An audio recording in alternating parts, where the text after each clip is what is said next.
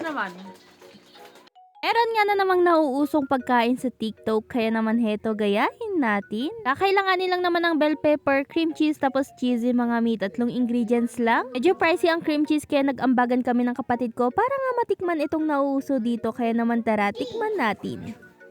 So, kailangan daw ng bell pepper. Cheeto sana, pero cheesy yung binili ng isa dyan. Ayan. See? And yung cream cheese. So, ilagay natin yung cream cheese mga mi dito sa bell pepper.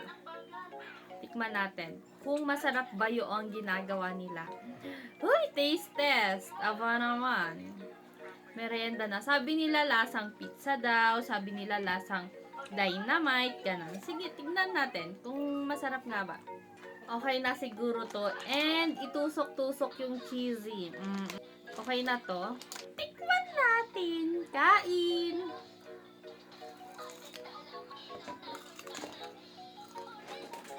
Masarap. Yung cream cheese masarap. Pero yung sinasabi nilang parang lasang pizza, lasang dynamite, ito medyo kakaiba naman siya. Ano bang tawag dito? Ba't nila pinauso to? Sarap naman.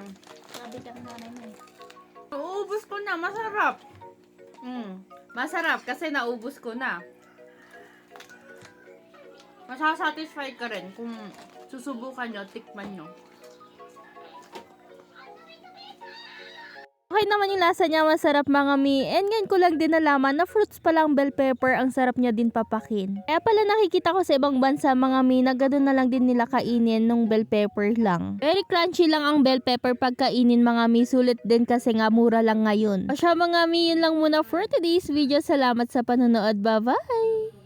Hala, sige, naging carpenterator at tagtulak-tulak ng mga gamit ang persona ngayong araw. Hi mga mi, another day, another mini vlog. Nako naman, hindi sana itong vlog ko at bukas pa sana. Kaso nga gusto ko talaga may upload ako everyday, yung kahapon na videos na ko na delete permanently. Naglilinis lang naman ako ng mga files at hindi ko alam kasama na pala ang mga videos ko kahapon. Sayang, pero wala tayong magagawa, ganyan talaga. Andito kami sa terrace, naggayat nitong mga gulay na lulutuin ko. Kakatapos ko nga din pala maglaba niyan mga mi, at andito na kami sa baba na kung saan nagluluto ng persona. Akala ko talaga Saturday rest ngayon, pero naisipan ko nga gumawa na ng kwarto ni Krisa. Habang hindi pa nga maayos yung sa labas na magiging kwarto talaga namin mga mi, inuna na namin itong sa kanya. Madami naman nang nabaklas na mga kahoy, kaya eto na rin yung mga ginamit namin dito. Wala pa nga din tong pahinga si Mario galing kumbuyan, pinagpukpuk ko na dito sa bahay. Ayang kasi ang oras, wala naman akong tinda at wala din naman kaming gagawin, kaya ipagpatuloy na namin. Mga gamit ko hindi pa talaga mapakali ngayon mga mi, grabe. Medyo masakit na din nga talaga sa mata mga mi, na kung saan hindi ko na maintindihan yung itsura ng bahay ko. Pero yun nga, imbis na pahinga kako, ayusin na namin ng pakonti-konti. Minsan naawa na lang din talaga ako sa mga gamit kung saan-saan na sila napapadpad. Pero ngayon kahit papano ipinagpapasalamat ko talaga na kahit anong gawin ko dito sa bahay ko, okay lang dahil sarili ko naman. Alala ko tuloy nung nangungupahan pa kami mga mi, hindi namin magawang magpukpuk-pukpuk dahil pader lang naman ang pagitan. Nung nangungupahan, limited lang yung gamit dahil nga masikip. Ngayon, kahit papanong yero at kahoy ang bahay natin, syempre, nagagawa natin yung gusto natin.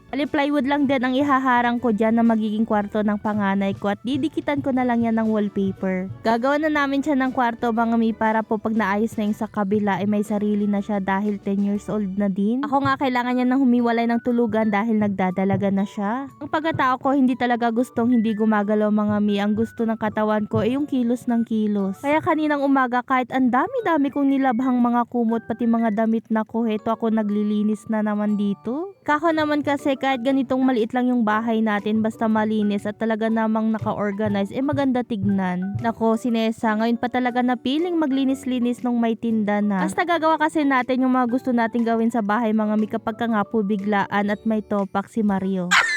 Pero hindi ko naman kayang maghawak ng martilyo at lagare mga mi. Kaya pangit kumilo sa isang bahay mga mi kung hindi buhay ang diwa yung dalawa. Ngayon nga natapos naman na namin yung mga gawain namin nang sabay kaming kumikilos dito sa bahay. Mas magana at mas madami kasing magagawa mga mi kapag ka nga po may pagtutulungan. Ngayon wala pa talagang magandang posisyon ang mga gamit ko, pero okay na din dahil kahit papano luminis na. Salamat sa panonood mga mi.